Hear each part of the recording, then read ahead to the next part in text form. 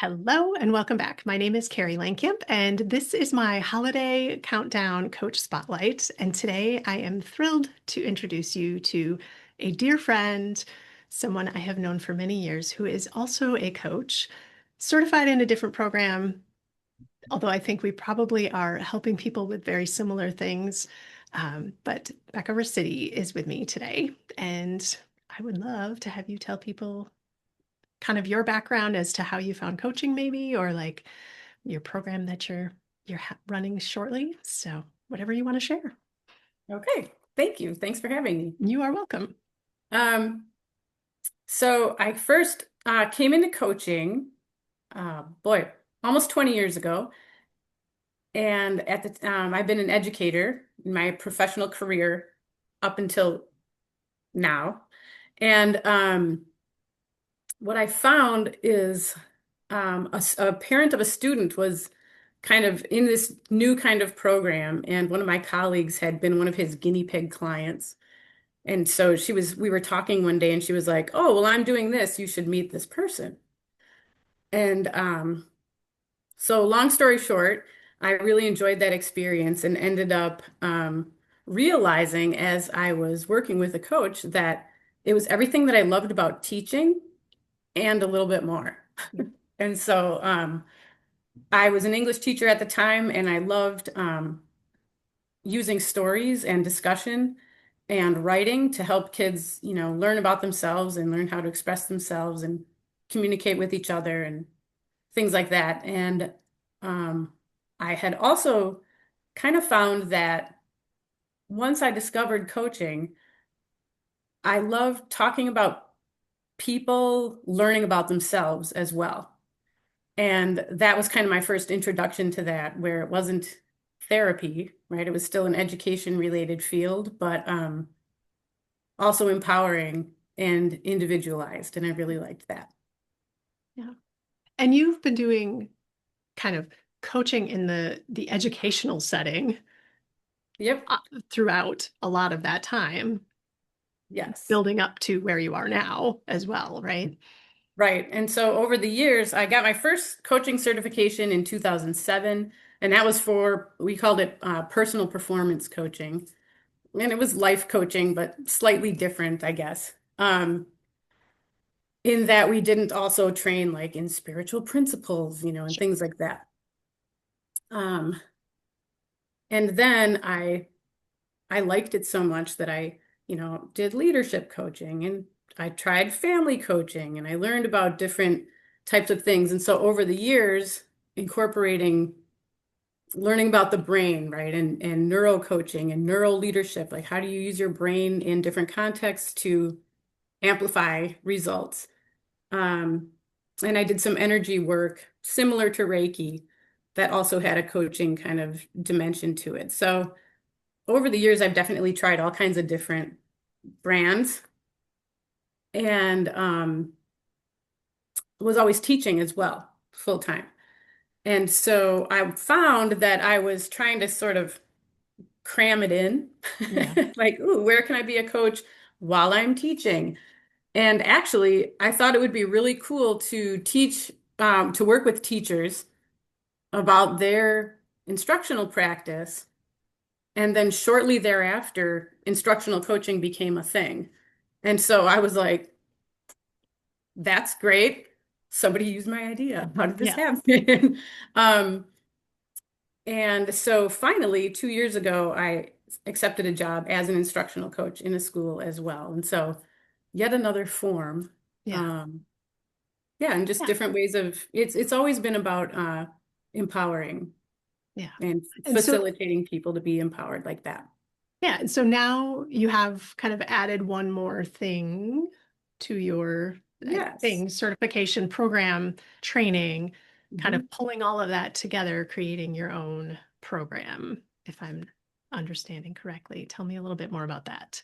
So I discovered this past summer an organization called the Brave Thinking Institute, which was founded by and is run by one of the thought leaders in transformational coaching and personal development.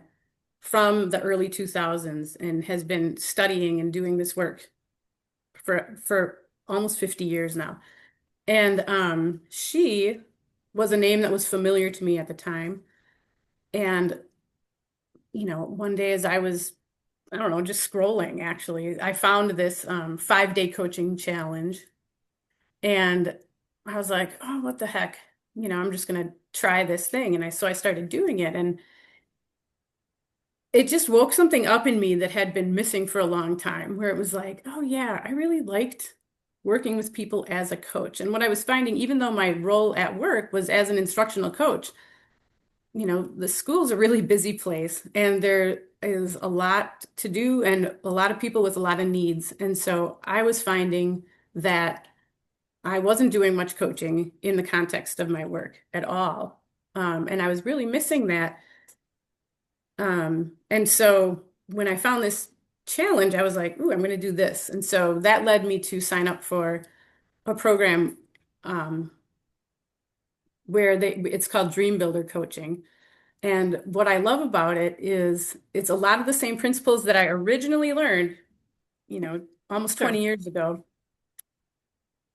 And it's codified and systematized in such a way that it's repeatable and it's grounded in science. And so it has more structure to it than the original certification that I had. And that structure is useful to me at this point in time, Sure. because I think it allows it to be more accessible to more people because it incorporates that repeatable, systematic way of doing things. Yeah. So you run people through, it's a 12-week group, Yep, it's a correct? 12-week. Yep, it's called Dream Builder Coaching. And the whole aspect of it, what I really love about it is that it walks people through a process of envisioning a life that they would love to be living. And that is huge, of course. And so there are different quadrants and areas of life that we focus on, and then go through a process week after week of um, practicing visioning and creating shifts that it takes to align with that vision, Sure. and then different practices and ways of intervening to allow it to happen and to have people be empowered to define what it is that they would love for themselves and then create those results in that transformation. Yeah.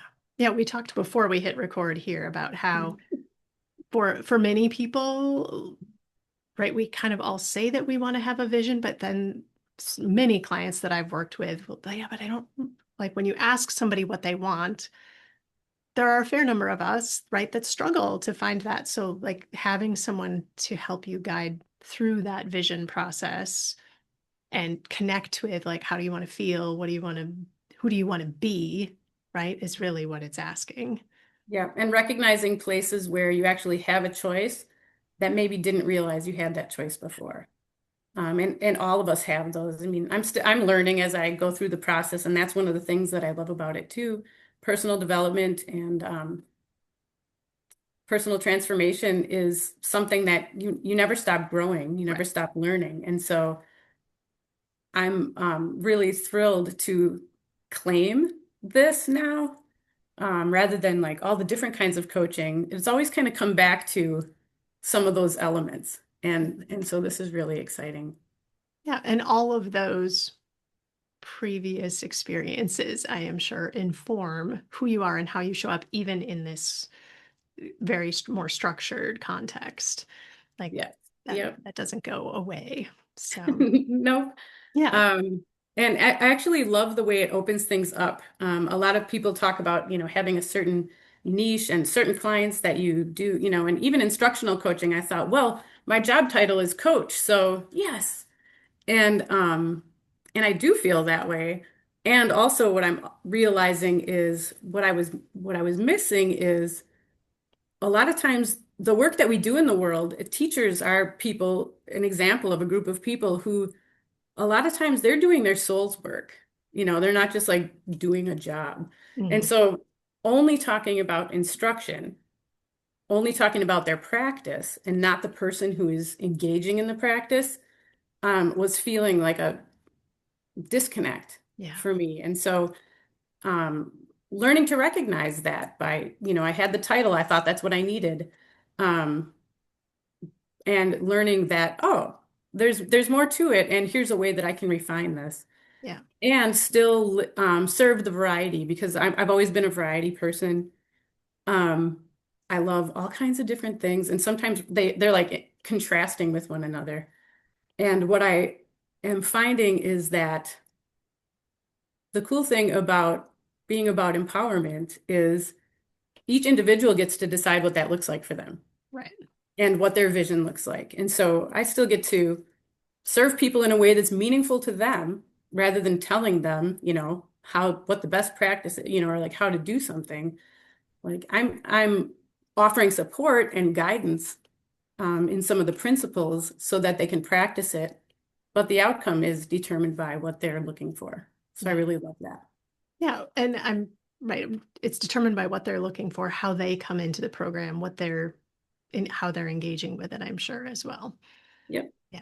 Amazing. Yeah. So do you have another round coming up, or like tell me about if someone wants to work with you, what's the best way to connect? Yeah. So I'm kind of still working on my calendar where there's a lot of things happening with the end of the year. And my plan is to start a small group in January, the beginning of January. Okay. And so if anyone wants to connect with me, they can connect via email and express that interest and learn a little bit more about the program, and whether it feels like a fit for them. And we can get started as soon as the beginning of January. And my plan and intention is to have a group starting at least once a month and possibly more than that. So I'm kind of, feeling my way and see what feels manageable. Um, so it's not like there are no opportunities, but they're not super defined yet either. Okay. So for sure, So January. your email will be, I will make sure that is connected to this. Yeah. And when people are, if they're watching this, like, Mhm.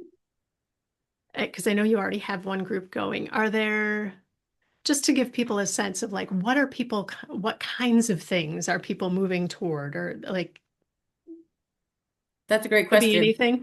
anything? Well, it's so the program breaks down focal areas that you get to choose, and the recommendation is to focus on one aspect, like quadrant or domain of your life at a time. And so what people are finding is that they are choosing among love and relationships is one of those quadrants. Okay. Health and well-being is another one. And, if you don't have your health and your well-being, like nothing else really works as well. Yeah. And so that's often one that people will like to focus on. Another one is vocation. So not just a job, but like what it is that we offer to the world through our energy and that exchange. Mhm. And then the fourth quadrant that we focus on and when we break things down is called time and money freedom. And so, what would that look like if you had those two aspects of life, and how would you be spending your time? How would you be spending your money? And, what life would you create if you had that? So, Yeah, and while the coaching approach that I use maybe isn't structured the same way, right? The mhm, suggestion is still, right, pick one thing. But what sure, typically happens, right, is when you start focusing on your health and wellness, at least in my experience, right, all of those other things shift and change. Or if you start focusing on your love and relationships, how you start showing up in all of those other things right, changes and grows as well, right? right. Yep. And what happens with a lot of people is they'll go through the 12-week experience focused on one of the quadrants, and then they'll realize, like, I want to add to this, right? I want to come back and do this again and focus on a different quadrant because then they have a sense of the process and they've created some results and gained some momentum. And so that's a good way for, people to get some proficiency, right? And some practice and feel those results. In time, I'll have some other kind of more advanced and VIP trainings, and I'm just not quite there yet, but they will go more deeply into, what to do, for example, when you have a crisis in your life, like how do you manage that?